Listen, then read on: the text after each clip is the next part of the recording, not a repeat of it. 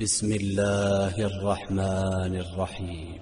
هل geleyik kardeşliğini yürütmekle çakıran hadis 315. Anna Resulullah sallallahu aleyhi ve sellem قال من كان يؤمن بالله واليوم الآخر فليكرم ضيفه. Kim Allah'a ve kıyamet gününe inanamsa konağını söylesin. ومن كان يؤمن بالله واليوم الآخر فليصل رحمه.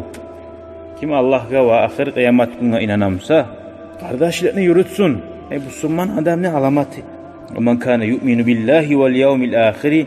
Kim Allah'a ve kıyamet gününe inanamsa فليقل خيرا أو ليصمت. Yaxşı zatını söylesin. Adamsa innemay tursun. Muttafaqun aleyh. Bu hadis bizim çakırdı. Allah'a inanmak ulan bayladı. Konağını söylemek. Prosto konağını söylesin de koymadı ki. Allah'ını araga salip aylanganını aymaklığı anlattı. Konak geldi mi? Uraturamsan çoğuşunu. Taşlap yerine yürü girdip söyledi. Konağını söylemeklikte agaran içine yok.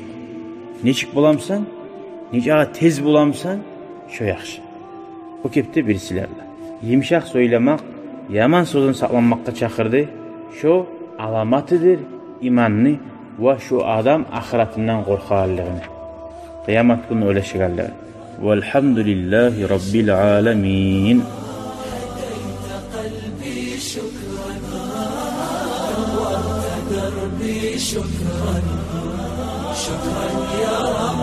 شكرا يا ربي شكرا هديت قلبي شكرا نورت دربي شكرا شكرا يا رب